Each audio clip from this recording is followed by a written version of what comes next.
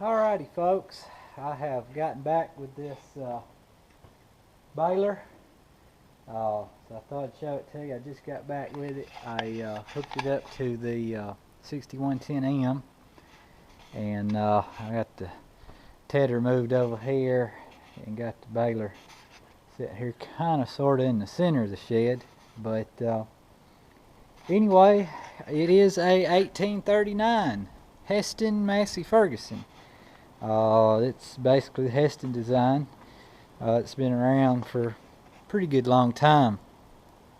But best we can tell, or well, I have actually got it proved. It is a 2010. The original dealer, I forget who that was, I think took delivery of it in 2010. Mid, like June, July, sometime around in there. But just a quick go around the Baler, like I said, this is in a whole lot better shape than Rusty the Baler. As you can see, nothing's broke out here, and everything's pretty well. There's a little play right there, but I think that's normal. But everything here looks good. This wheel isn't wore.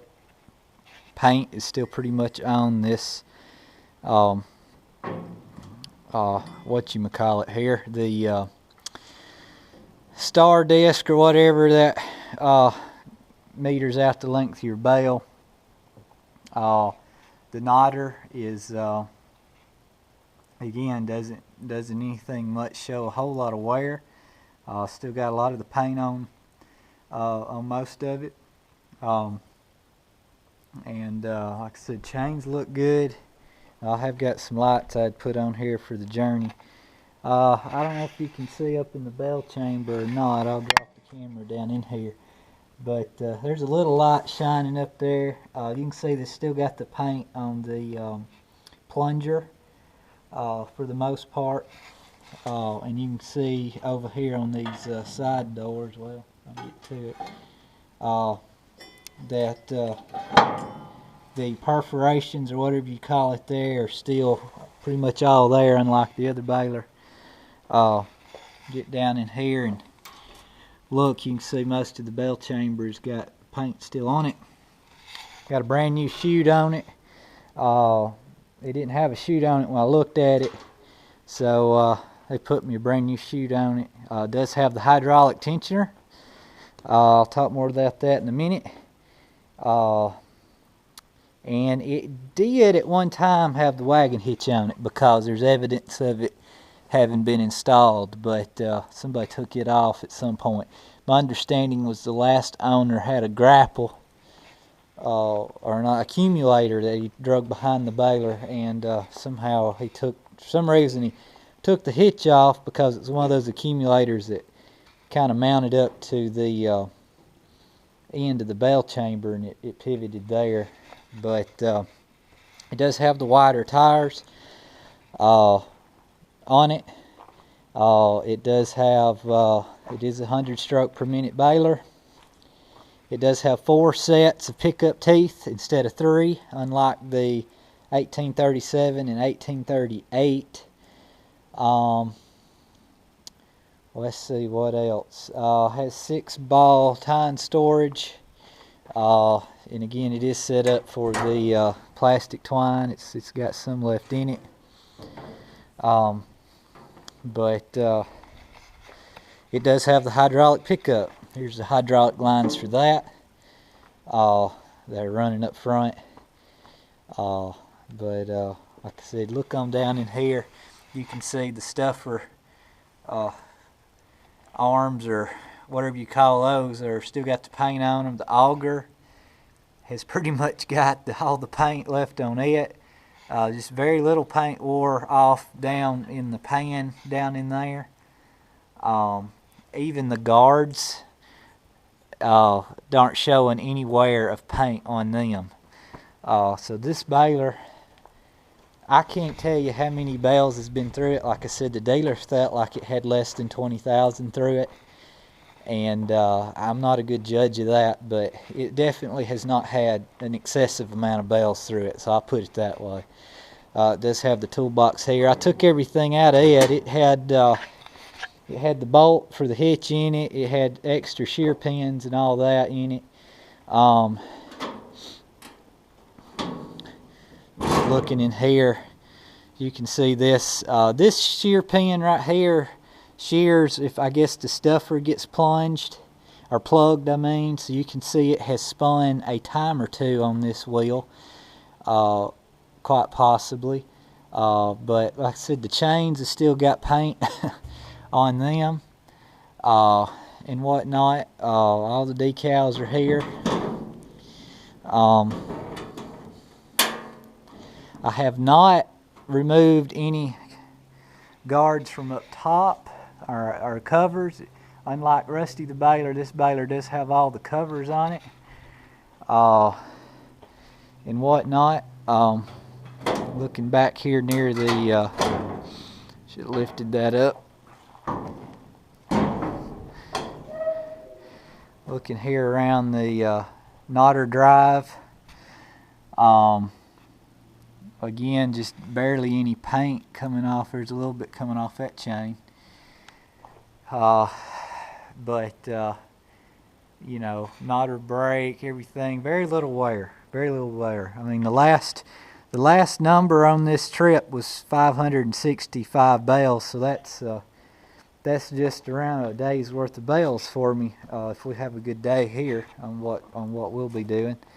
So yeah, I'm very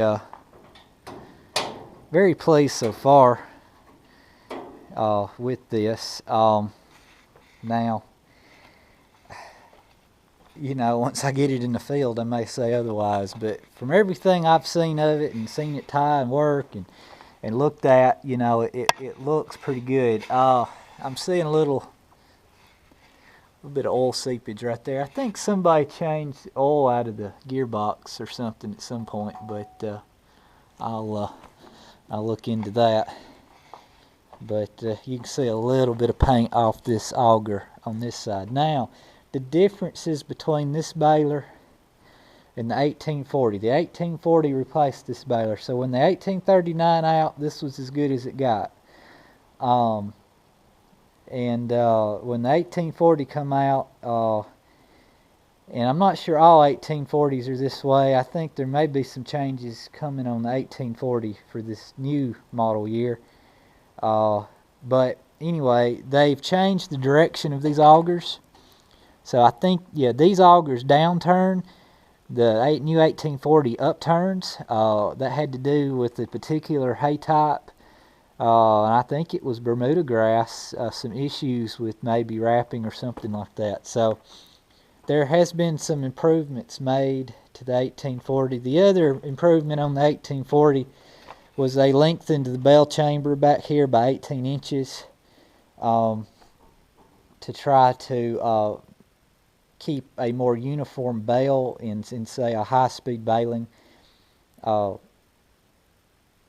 scenario where you're trying to pump as many bales as quickly as you can through the baler. Apparently, the baler can, the bales start to become erratic links or look fuzzy or something like that, so they had lengthened the bell chamber. So this one's not that way. But I don't think for what I'll be doing that will be a big deal. I was concerned about how many bales I could pump out in a day, but I think this will be more than sufficient for what I'm going to be doing and what I need to do. Anywho, and of course on the 1840s you have a shield now that covers up the flywheel, and there's some additional shielding back here around the knotter system and the needle carriage frame here, and they allow for the option of the knotter fan, which was not an option on these, which would set right up here. So there is some options that were not on this baler that are on the current ones, but anywho, So yeah, this is what it is. Now, I'd mentioned there was a part we were waiting on that they had to fix. And that's what it took me a couple of weeks to get it, because they had to get that part in. It was kind of an odd deal. It was this hydraulic tensioner right here, this reservoir. There was a red one on here. It was leaking right up under here, and it either was cracked or some water had been left in it or something, and it was cracked, so they had to replace this. When I looked at it, there was a small drip and some oil. You can still see there's some oil right down there. But and they had replaced a seal in here too on this pump. And it may be, they may have misdiagnosed where the leak was actually coming from, but that was already done when I looked at the baler. But this tank had to be replaced, this reservoir, so they did that. But anyway, yeah, I'm excited about it. Unfortunately, I won't get to use it for a few months, but unless I want to unroll a bale of hay and see what she does. But I am very pleased with this purchase and how it worked out, and especially with the options it's got with the hydraulic tensioner and the hydraulic pickup. So a good chance I will not be running this baler very much myself. I will have somebody else running it. But you know, with the hydraulic pickup on it, that person will be able to just go straight to the field, let the pickup down, fire up, and take off. So hopefully that will work out that way. But anywho, so now you see it. It's an 1839 and about 2010 model. It come up out of Tennessee somewhere, is all I know, from Bannister. I think he said he obtained it from somebody around the Chattanooga area. But the original dealer it was invoiced to, I have to look them. I never did look them up, but and I don't remember who it was, but I have to see about what part of the country that was, but yeah, I mean, everything seems to be in order on it as far as I can tell. I will go over it. I will check all the bearings on the plunger. I do believe this baler has the 8 bearing plunger instead of the 7 bearing plunger, or bearings on the plunger itself. So I will check all the bearings that I can. I'll go over it again. The baler did go through Bannister Tractor's shop, and he pretty well assured me before I left that it should be field ready, other than maybe greasing it and oil and change, just checking a few little things. But he seemed to think that it did not need any work at all. So that's a good thing.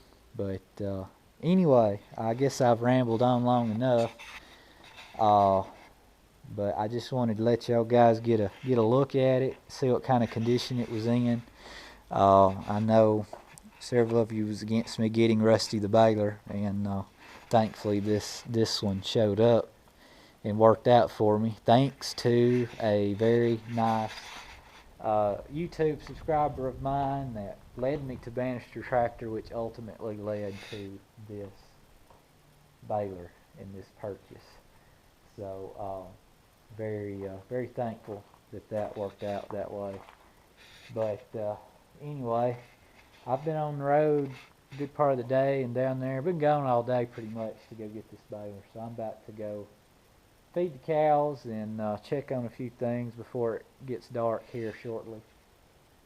And I'll go over this baler at another time, because it's not like I'm really in a hurry to go over it, since it's going to be a while before I can use it. But anyway, I'm hoping, I'm glad that if I'd got Rusty the baler, I'd been working on it for a while, so I'm glad I can focus my attention and time towards some other things and not worry about this so much right now.